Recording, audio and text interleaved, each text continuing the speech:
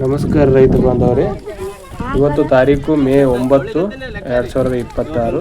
ಈ ದಿನ ನಾವು ಈ ಕಬ್ಬಿನ ಸಸಿಗಳಿಗೆ ಈ green planet ST seed treatment ಸ್ಪೆಡಲ್ 90 ಸೇರಿಸಿ ಎರಡೂ ಮಿಶ್ರಣವನ್ನು ನಾವು ಬುಟ್ಟಿಯಲ್ಲಿ ಹಾಕಿಕೊಂಡು ಈ ಸಸಿಗಳನ್ನು ಅದರಲ್ಲಿ ಎದ್ದಿ ನಾಟಿ ಮಾಡ್ತಾ ಇದ್ದೀವಿ. ಈ ರೈತರ ಹೆಸರು ಬಂದು ಶಕೀಲ್ ಅಹ್ಮದ್ ಕೆಂಬಾವಿ, ಇವರ ಊರು ಕೆಂಬಾವಿ. ಈ ಗ್ರೀನ್ ಪ್ಲಾನೆಟ್ ST ತುಂಬ ಒಳ್ಳೆಯ ರಿಸಲ್ಟ್ ಇದೆ ಕಬ್ಬಿಗೆ. ನಾವು ಡೈರೆಕ್ಟಾಗಿ ಸಸಿಗಳನ್ನು ನರ್ಸರಿನಿಂದ ತಗೊಂಡು ನಾಟಿ ಮಾಡೋದಕ್ಕಿಂತಲೂ ಈ ಥರ ಬೀಜೋಪಚಾರವನ್ನು ಮಾಡಿ ಅದರಲ್ಲಿ ಅದ್ದಿ ಮಾಡೋದ್ರಿಂದ ಉತ್ತಮವಾದ ಬೆಳವಣಿಗೆಯನ್ನು ಕಾಣಬಹುದು. ಹೇಗಪ್ಪ ಅಂದ್ರೆ ಕಬ್ಬಿನ ಮೊಳಕೆ ಹೊಡೆಯುವಿಕೆ ಹೆಚ್ಚಳ ಆಗುತ್ತದೆ.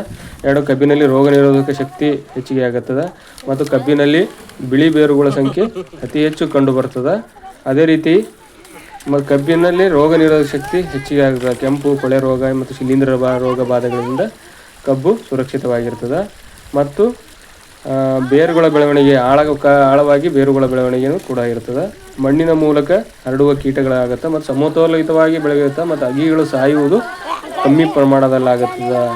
ಕಬ್ಬಿಗೆ ಈ ರೀತಿ ಸೀಡ್ ಟ್ರೀಟ್ಮೆಂಟ್ ಮಾಡೋದರಿಂದ ಕಬ್ಬಾಗಿರ್ಬೋದು, ಟೊಮೆಟೊ, ಮೆಣಸಿನ ಅಗಿಗಳನ್ನು ತಂದು ಈ ಥರ ನಾವು ಸೀಡ್ ಟ್ರೀಟ್ಮೆಂಟ್ ಮಾಡಿ ನಾಟಿ ಮಾಡೋದ್ರಿಂದ ಅತಿ ಹೆಚ್ಚು ರೈತರಿಗೆ ಹೆಚ್ಚಿನ ಲಾಭ ಇರ್ತದೆ. ನಾವು ಸೀಡ್ ಟ್ರೀಟ್ಮೆಂಟ್ ಮಾಡದೇನೆ ನಾಟಿ ಮಾಡಿದ್ರೆ ನಮಗೆ ಸ್ವಲ್ಪ ಹೆಚ್ಚಿನ ಪ್ರಮಾಣದಲ್ಲಿ ನಷ್ಟ ಆಗ್ಬೋದು.